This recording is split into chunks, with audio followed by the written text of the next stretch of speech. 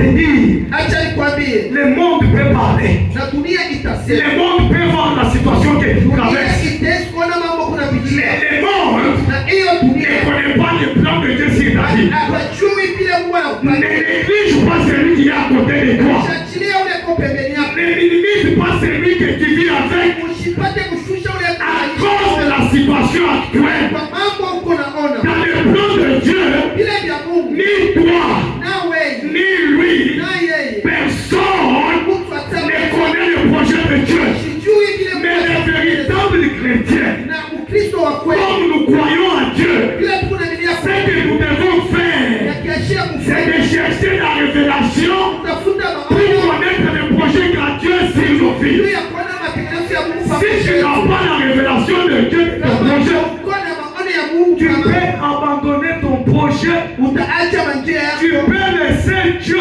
unamwacha Mungu mais ton projet est tout proche. na mambo yako yako Ce karibu. qui a fait que Joseph Ile ilifanyaka Yusufu puisse prospérer apate kusonga pour mbele aller atteindre son objectif, juu ya kufika kule parce qu'il avait déjà la connaissance de son projet. fahamu kwa mambo Il avait déjà la révélation alikuwa na maono du plan de Dieu sur sa vie. kupata kutembea C'est pourquoi même dans la maison de Potiphar, na kwamba pale nyumbani ya là Potifa où il arrivait, kwenye kule tout ce qui venait comme obstacle, ilikuwa biko na kwa lui était là pour affronter, alikuwa kule cha parce qu'il connaissait déjà les plans de Dieu sur sa vie. matengenezo ya Mungu kwanza. Amen, Église. Amen kanisa. Aujourd'hui, les chrétiens abandonnent Dieu Bakristo leo ndio kunamwachilia parce qu'ils n'ont pas la connaissance des projets de Dieu. hapo na kufahamu kwa matengenezo ya Nous Mungu. devons chercher la connaissance. Na tutafute kufahamu Nous devons chercher la révélation upate kuona maono de ce que Dieu a préparé pour ili notre vie. kuweza kutengeneza njia ya maisha yetu. Amen, amen. Amen amen. Joseph dans la maison de son père. Na Yusufu pale nyumbani ya Wamilele. Dieu vient. Mungu alikuwa Je anakuja. lui dis, regarde, Anamwambia angalia dans mbele. les années futures, Kwa masiku ile kwa ton anakuja. père, Baba yako, ta mère, mama yako, tes frères et sœurs, bandugu yako ils vont t'adorer. Tu watakuabudu. seras au roi.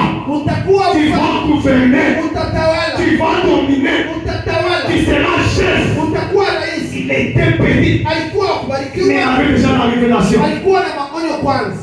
Amen, Église. Amen. Ce qui nous manque aujourd'hui, Ile bantu hawana navyo. ce qui manque les chrétiens aujourd'hui, Ile iko na pusa kwa c'est Bwana. la manque de la connaissance de ce que Dieu Pusa prépare pour ta vie. kile uko namupangia.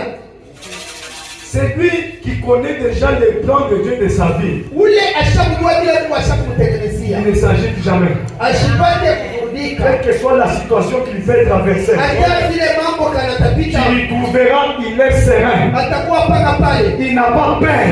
Ana na boga. Il ne s'agite pas. Ashita Parce kurudika. que dans sa foi, Muimani il ya connaît déjà le projet de Dieu. Mungu matengenezo ya Tant qu'il marche, wakati il est déterminé que les projets vont toujours s'accomplir. ya kwamba maprojekti itafika mwisho. Amen, amen. Nous devons connaître les plans de Dieu. Na tujue vile Mungu ashakupangia. Amen. Bien aimé, Wapendwa